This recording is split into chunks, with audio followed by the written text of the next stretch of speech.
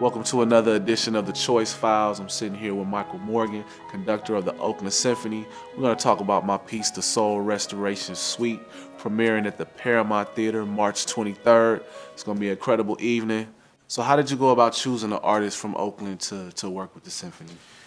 Well, actually, I heard about you from a lot of people. And so what I tend to do is when I hear from several people about the same person and the same name keeps cropping up, then I find out if that's I think that's probably the way I should go. And because we can be pretty free about how we put the piece together or what the format of the piece, that sort of thing, I can pretty much turn it over to you, and you can just sort of tell me what direction you want to go in with the piece. Right.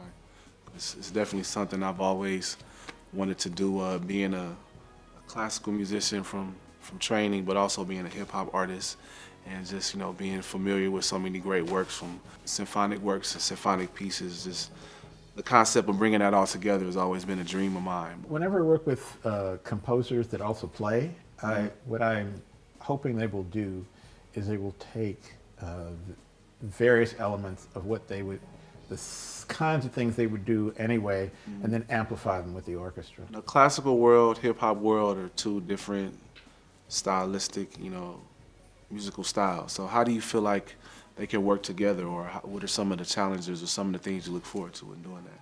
Well, I hope when people write pieces, they write in such a way that both the guest artist, in this case a hip hop artist, they come off well, and the orchestra comes off well, and we put the two things together, and we get something that's better than either thing would be on its own. Is the idea. I'm sure that given what the orchestra can do, and given what you can do, and given what all of your people can do, something great is going to emerge. Now, we were just at an event the other day where you were honored with a proclamation. Congratulations from the mayor for all your work in Oakland, 27 years in education. I actually remember being in one of those classrooms. It might have been at Skyline, where you walked in, and it was your mission from the beginning to be heavily involved in education. We're also going to have students performing with the group at this concert for the Rossini piece, right? That's right. For the Barber of Seville Overture, we'll have kids from our basically our middle school orchestra. We have a couple of orchestras at different levels, so one at middle school. When kids are able to have music education, or just generally be involved in something bigger than they are, they just turn out to be better citizens. They just care about things more than just themselves all the time.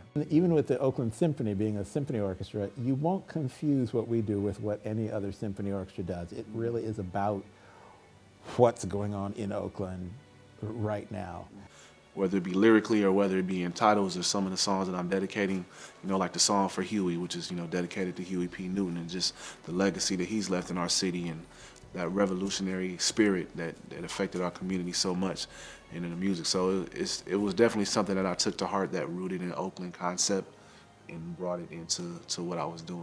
Putting some of the great hip hop songs that influenced me as a youngster, from Too Short to Digital Underground, and just arranging them for a symphonic texture. Like, it's always something I've always wanted to do, because you don't really see that. Like, we hear it on the records, or we hear it on the stereo, but to hear it from that wide perspective of arranged for orchestra. It would be great if, especially since it's your first orchestra piece, that you in fact did do several short things, that lets you try some different things. Right. It lets you, because it's really important to me that if someone gets their hands on an orchestra for the first time, that they do some sort of experimenting and see, just to see what comes out. Right.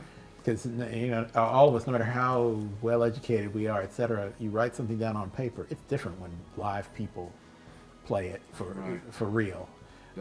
So it's I'm always looking forward to that in a new piece that is just everyone hearing it for the first time.